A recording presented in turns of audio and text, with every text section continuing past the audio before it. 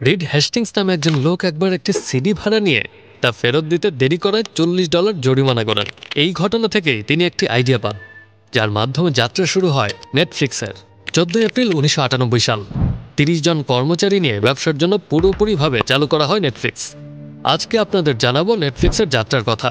এই প্ল্যাটফর্মটি এখন আমাদের বিনোদনের অন্যতম উৎস। কিন্তু জানেন কি নেটফ্লিক্সের শুরুটা কিভাবে হয়েছিল? চলুন জেনে নেই কিভাবে নেটফ্লিক্স হয়ে উঠল বিশ্বের অন্যতম জনপ্রিয় স্ট্রিমিং প্ল্যাটফর্ম।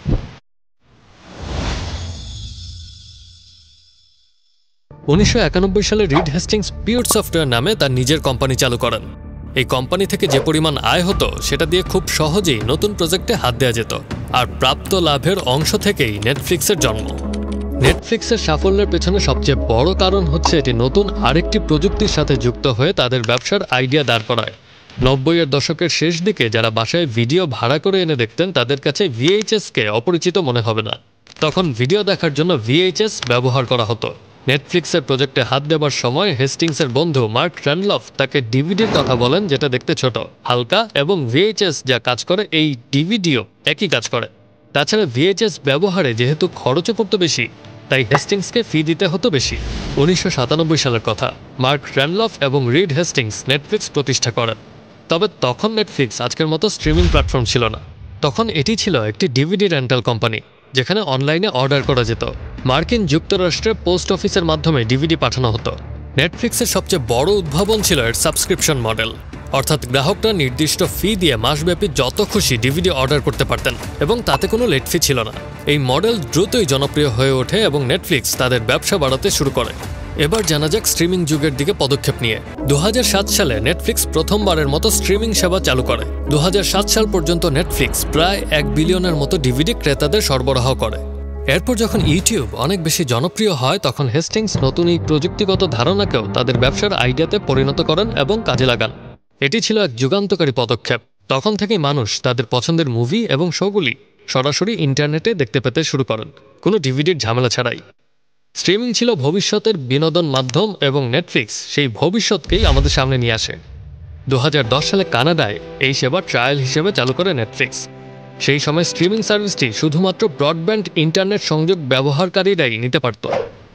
নেটফ্লিক্স 2013 সালে তাদের প্রথম original show house of cards মুক্তি দেয়।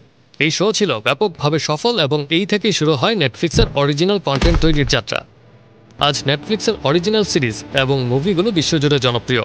স্ট্রেঞ্জার থিংস, লা কাসা দে পাপেল এর মতো শো নেটফ্লিক্সকে একটি বৈশ্বিক ব্র্যান্ড হিসেবে প্রতিষ্ঠিত করতে লক্ষণীয়ভাবেই সাহায্য করেছে। বাংলাদেশেও নেটফ্লিক্স ধীরে ধীরে জনপ্রিয় হয়ে উঠছে। অনেকেই এখন অনলাইনে নেটফ্লিক্সের মাধ্যমে তাদের পছন্দের শো বা সিনেমা দেখছেন। প্রযুক্তির বিকাশ এবং ইন্টারনেটের সহজলভ্যতার কারণে নেটফ্লিক্স এখন আমাদের প্রতিদিনের বিনোদনের অন্যতম অংশ হয়ে উঠেছে। একটি মজার কথা হচ্ছে, হেস্টিংস এবং র্যান্ডলফ দুজনেই নেটফ্লিক্সের আবিষ্কারের পরপর এর সাথে ইন্টারনেটকে যুক্ত করার বিষয়টি মাথায় এনেছিলেন।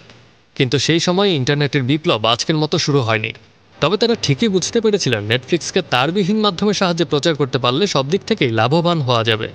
শুধুমাত্র ডিভিডি নামক বস্তুর সাহায্যে ক্রেতাদের কাছে না গিয়ে নতুন মাধ্যম ব্যবহার করা যেতে পারে, যেটা ক্রেতাদের নেটফ্লিক্সের সাথে একাত্ম করবে। কিন্তু এই জিনিসটি রাতারাতি সম্ভব না, এও তারা জানতেন ভালোভাবেই। এর জন্য যে দীর্ঘ পথ পাড়ি দিতে হবে তা তারা আগেই অনুমান করতে পেরেছিলেন। বর্তমানে বিশ্বব্যাপী 190টিরও বেশি দেশে নেটফ্লিক্স সিনেমা স্ট্রিম করে এবং 191 মিলিয়নেরও বেশি গ্রাহক রয়েছে নেটফ্লিক্সের। এটি মূল প্রযোজনা সহ বিভিন্ন জনরা এবং 30টিরও বেশি ভাষার টিভি সিরিজ, ডকুমেন্টারি এবং ফিচার ফিল্ম প্রোভাইড করে থাকে।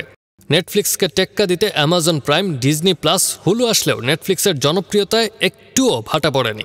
অন্যান্য মুভি সিরিজের পাশাপাশি নিত্য নতুন ভিন্নধর্মী গল্প নিয়ে নিজেদের প্রোডাকশন এনেও বেশ সাড়া ফেলছে নেটফ্লিক্স। নেটফ্লিক্স আজ যে অবস্থানে পৌঁছেছে তা অনেক চ্যালেঞ্জ এবং উদ্ভাবনের ফল। নেটফ্লিক্সের এই যাত্রার গল্পটা আমাদের শেখায় যে সঠিক দিক নির্দেশনা দিয়ে যে কোনো উদ্যোগই বড় করে তোলা সম্ভব। আজকের ভিডিওটি আপনাদের কেমন লাগলো তা অবশ্যই কমেন্টে জানাবেন। আর যদি নতুন হয়ে থাকেন তাহলে সাবস্ক্রাইব করতে ভুলবেন না।